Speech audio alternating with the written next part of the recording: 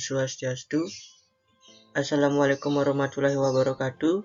Shalom, namo buddhaya, salam kebajikan, salam harmoni. Sebelum kami mulai presentasi kali ini, izinkan saya memperkenalkan kelompok saya. Yang pertama yaitu ada Ibu Ducandelga Pratama, yaitu saya sendiri. Dan yang kedua ada Muhammad Hendra Firdaus dengan NIM 2011021016.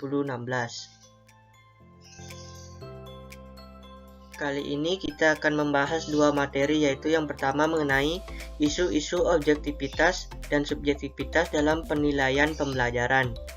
Yang kedua yaitu ada penilaian individu dan kelompok.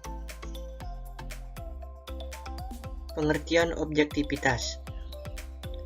Objektivitas berarti dalam memberikan penilaian, guru melihat dari fakta dan data di lapangan tanpa ada intervensi dari pihak manapun, serta tanpa ada politik kepentingan di dalamnya, menurut Rahman Wahid pada tahun 2018. Menurut Panjaitan pada tahun 2014, objektivitas dalam penilaian merupakan penilaian yang didasarkan pada prosedur dan kriteria yang jelas tanpa dipengaruhi oleh subjektivitas penilai. Penilaian objektivitas. Penilaian objektivitas tentunya harus dapat menciptakan keselarasan, keserasian, dan keseimbangan atau narmonisasi. Dua faktor yang mempengaruhi objektivitas suatu tes. Yang pertama yaitu bentuk tes, di mana terdapat dua bentuk tes, yaitu bentuk tes esai dan bentuk tes objektif, di mana bentuk tes esai atau uraian dipengaruhi oleh pengetahuan yang dimiliki oleh penilai, sedangkan bentuk tes objektif merupakan tes yang hanya terdapat satu jawaban yang dapat dianggap terbaik atau benar, yaitu yang sering kita kenal dengan tes yang dimana pilihannya yaitu A, B, C, atau D, dimana kita sebagai penjawab tes harus memilih salah satu jawaban yang paling benar atau yang paling tepat. Yang kedua yaitu ada penilai.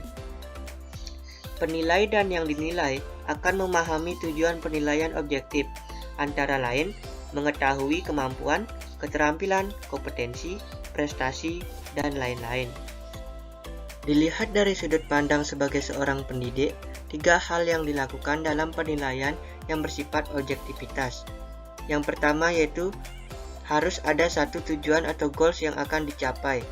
Yang kedua yaitu dalam menentukan penilaian, pendidik dituntut harus menyadari adanya sense of regulation atau keteraturan.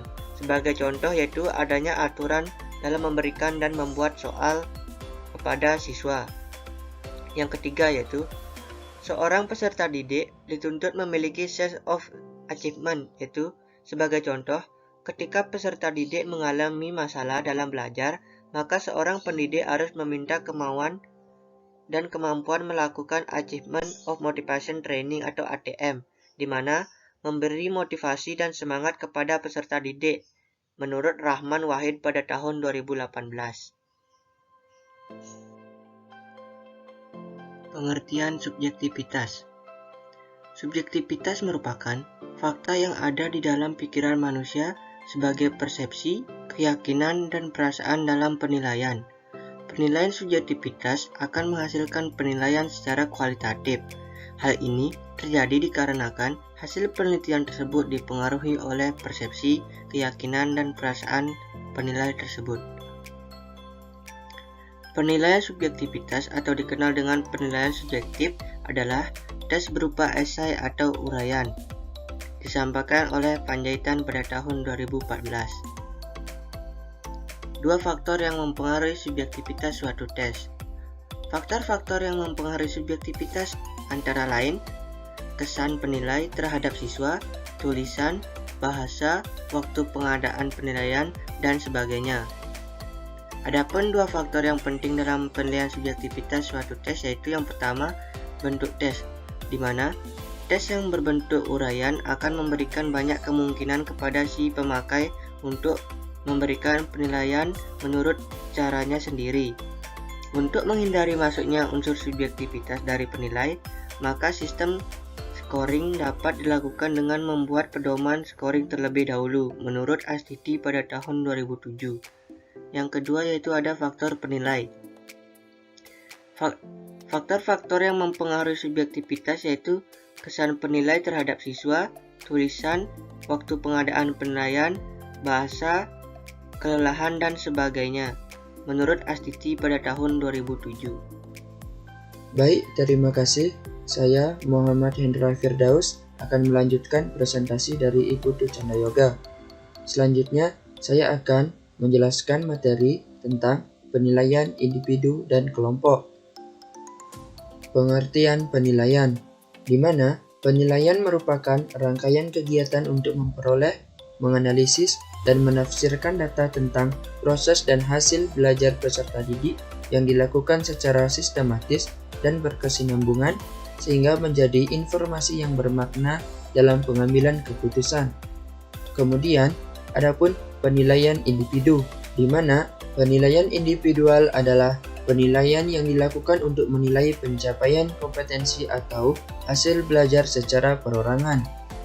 Kemudian, adapun penilaian individual perlu memperhatikan nilai universal seperti disiplin, jujur, tekun, cermat, teliti, tanggung jawab, rendah hati, sportif, etos kerja, toleran, sederhana, bebas, antusias, kreatif, inisiatif, tanggap, dan peduli, dan lain-lain.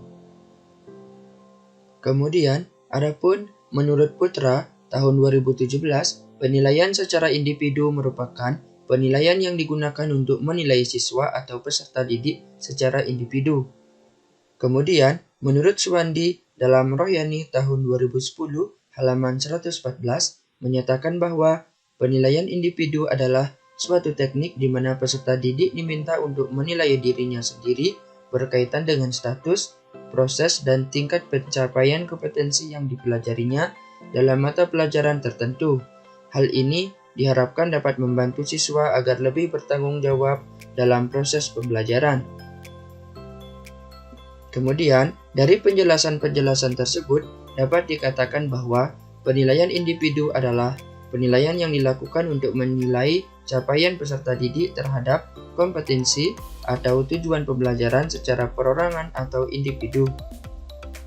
Kemudian, adapun penilaian kelompok, di mana penilaian kelompok adalah penilaian yang dilakukan untuk menilai pencapaian kompetensi atau hasil belajar secara kelompok.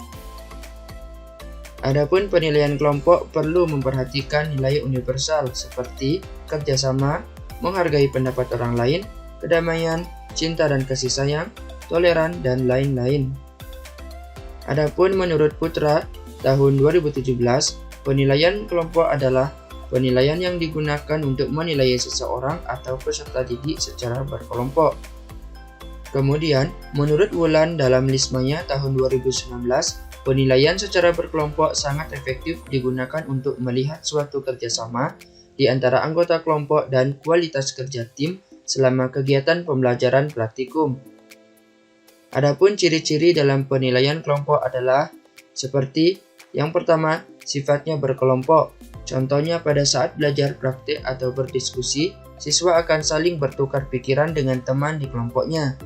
Kemudian, yang kedua, bekerja sama. Dalam kelompok harus diutamakan sifat bekerja sama dengan satu kelompok.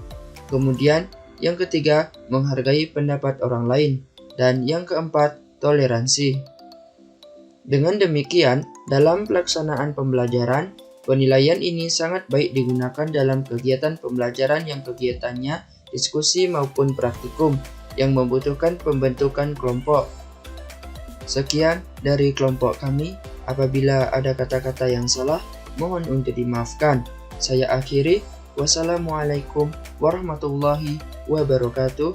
Om Santi, Santi, Santi Om. Salam harmoni.